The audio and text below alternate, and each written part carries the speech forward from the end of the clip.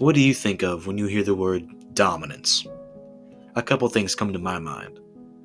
In my last Battle Royale video, I briefly went over how good UCLA was at basketball. Since then, I want to take a close look at those championship seasons and the teams that led them there. I don't believe I heard you correctly.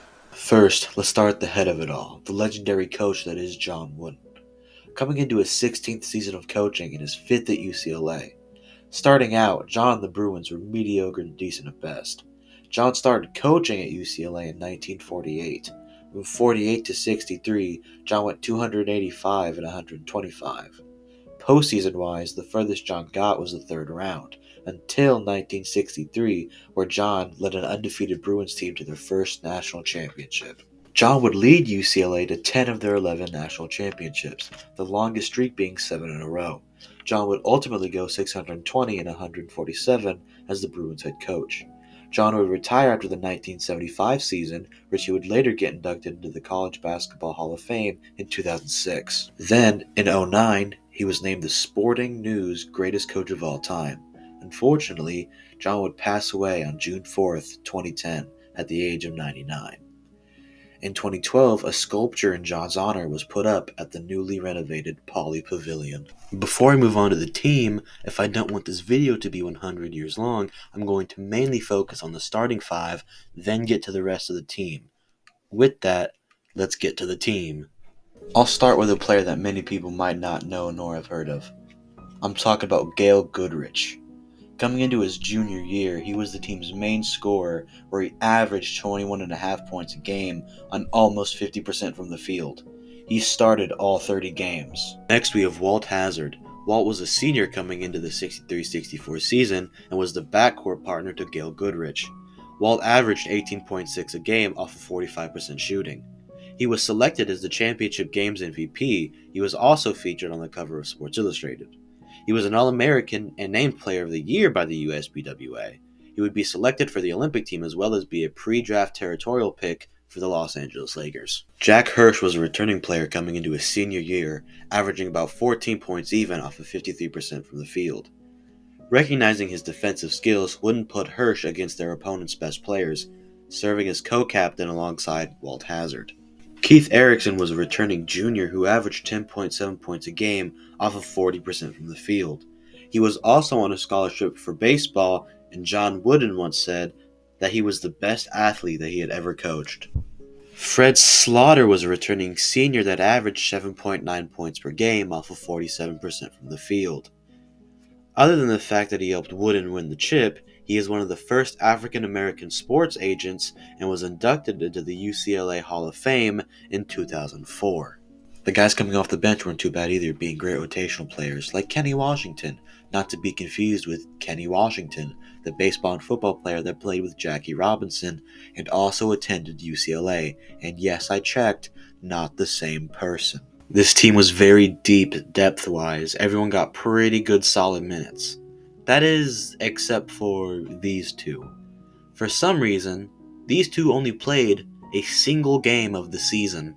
Speaking of the season, the Bruins did go 30-0, as I mentioned before. They did only beat 2 ranked teams in the season, number 3 ranked Michigan in Week 8, and again number 3 ranked Duke in the championship game. But I guess it doesn't really matter when you win the whole championship in the end, does it? You cannot use the double gulp cup. Unfortunately for Wooden, he did lose 8 players in the offseason, only 5 being seniors. But because of the prior season, he was able to pick up some pretty good talent. For example, you have Freddie Goss, a junior guard who next to Goodrich was an integral piece for their championship run that year. Then you also have Edgar Lacey. He helped the Bruins out that year. He redshirted the next year because of injuries. Then the year after that, he quit the team after some tension rose between him and Wooden. After him, you have Mike Lynn. He would be suspended in the next season for a quote-unquote lost credit card problem, and later return as a 5th-year senior. Some other new members of the team include John Lyons, Bryce Chambers, John Galbraith, and, sorry if I messed this up, Bill Winkelhalls, and finally Mike Serafin. And then on top of that, you also have the returning players as well.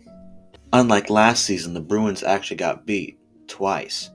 Their first loss coming in Week 1 against Illinois, snapping their 30-game undefeated streak from said mentioned season. Their second loss came against Iowa in Week 15. The strength of the schedule, I would say, was the same, only facing two ranked opponents, both being in the tournament. First beating number 9 BYU, then winning the championship against number 1 Michigan, where Goodrich dropped 40 points and led UCLA to back-to-back championships. Hey boss, I have a cancer. Just like the 63-64 season, the Bruins would go undefeated. They'd play 3 ranked teams that year, strangely enough, all being ranked number 7 in the nation when the Bruins played them.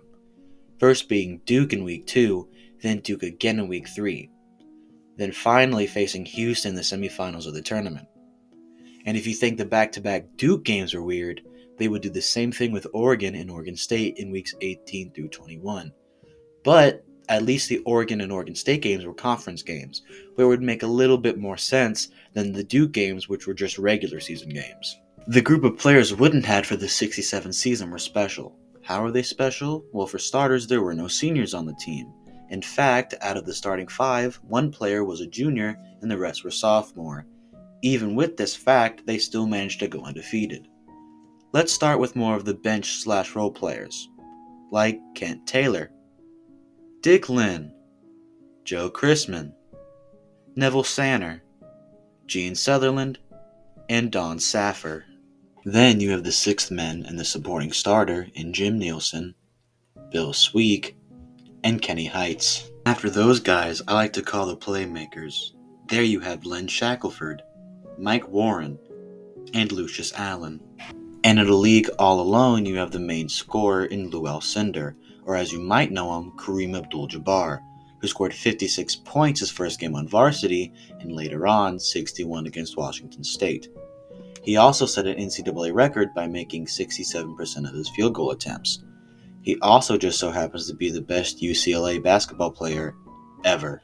You're not just wrong, you're stupid. Luckily for Coach Wooden, the team didn't change too much from last season, only losing about 3 players. Unfortunately, 5 would be seniors coming into this season. But do you remember how I said a player would come back? Well, Edgar Lacey is back and contributed a pretty good amount to the team. Even with almost no changes to the team, the Bruins managed to lose a single game this season, snapping a 43-game winning streak. They lost to number 2 Houston in Week 8. They played 3 ranked games that season, one being the loss to Houston. Funnily enough, the second game was in the semifinals of their tournament, where they won against number 1 ranked Houston. Then they beat number 5 ranked North Carolina to win their 4th championship. You telling me it's shrimp fried this rice?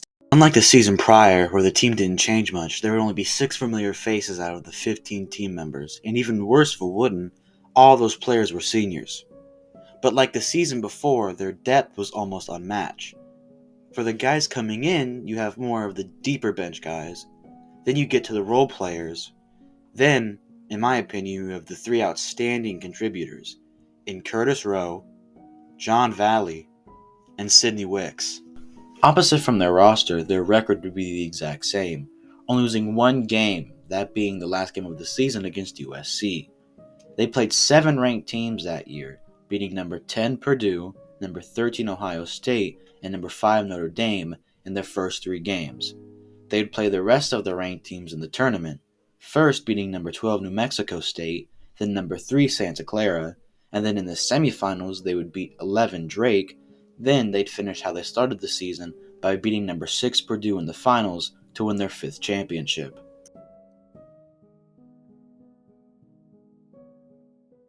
Cleveland will suit up, I'll guarantee you that. Kareem, 6 seconds on the shot clock. He may not miss tonight, Ted. He may not miss tonight. He can't be too worried because his team's in front by 20. Oh, Ted goes into Kareem, swing left, shoot right, 12-footer, ties it.